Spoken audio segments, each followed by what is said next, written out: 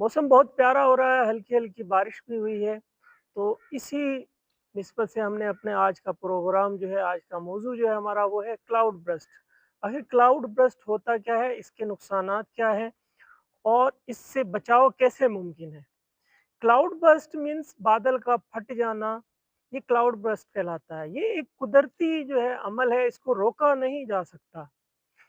आपको समझाने के लिए एक छोटी-सी अर्ज़ करता हूँ कि जो बारिश जो है वो घंटों और दिनों में होती है, वही बारिश अचानक से जो है मिनटों में हो जाती है। यानी बादल होता है वो फ़ौरन फट जाता है और इतनी शदीद बारिश होती है कि वो इतनी बारिश या दिनों में होती है या घंटों में होती है।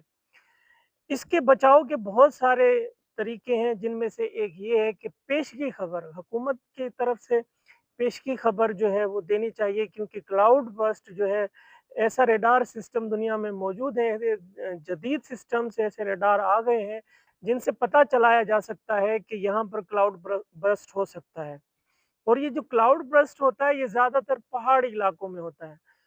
तो पेशगी इत्तला एक ऐसा वो पहला वाहिद रास्ता है जिससे हम जो है इससे बचाव मुमकिन है। दूसरा, जो नदी नालों के करीब रिहाइशें होती हैं, क्लाउड बर्स्ट की सूरत में फ़ौरन वो इलाका छोड़ के दूसरी जगह पर शिफ्ट हो जाना बहुत अच्छा होता है।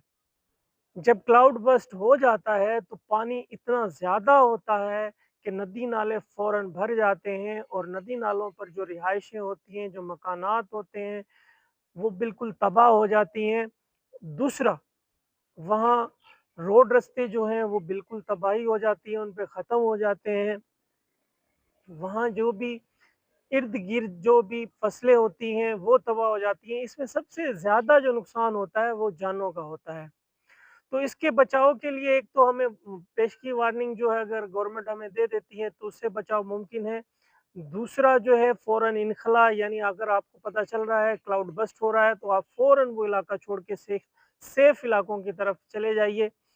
तीसरा, जो बड़ा अहम जो इसमें रोल प्ले करने वाला है फ्यूचर के लिए, कि वो आपको दरख्त लगाने पड़ेंगे। जितने आप दरख्त लगाएँगे, क्लाइमेट चेंज जो हो रही है, ये जो हमारे ग्लेशियर पिघल रहे हैं, जिसकी वजह से क्लाउड बर्स्ट वगैरह भी जो हो रहे हैं, उसको बचाने के लिए जो है हमें दरख्त लगाना पड़ेंगे।